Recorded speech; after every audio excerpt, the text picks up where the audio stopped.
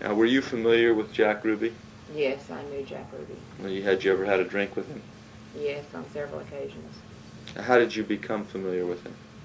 Well, he owned the club next door, and everybody knew everybody. We'd just go back and forth between clubs. I just became acquainted with him as the guy that owned the club next door. You were what, 16 or 17 years old? 16. And at that time, your employment in the club was limited to what?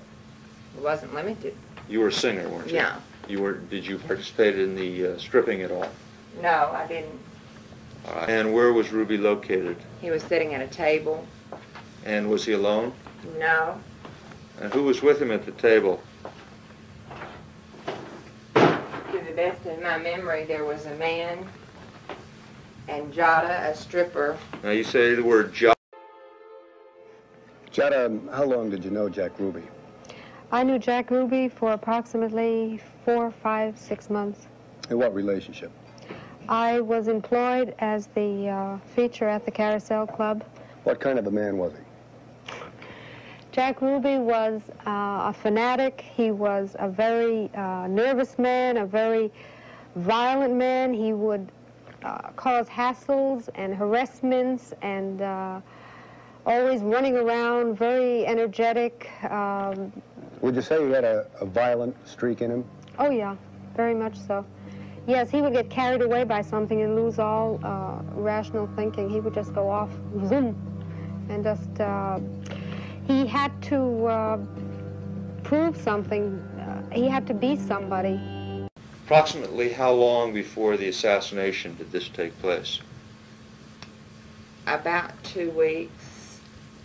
All right. To the best of my memory, 2 weeks, 10 days, 3 weeks, somewhere. It wasn't any more than that. All right. Jada was at the table with Ruby, and who else was there?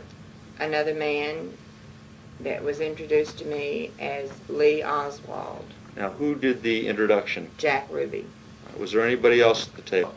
What, if anything, did Ruby say about Oswald, for example, who he was employed by? Well, whenever he introduced him, he said, "This is Lee Oswald, and he's with the CIA," which didn't register anything with me because I was... Assassination, and the time of the assassination, where were you? In Dealey Plaza.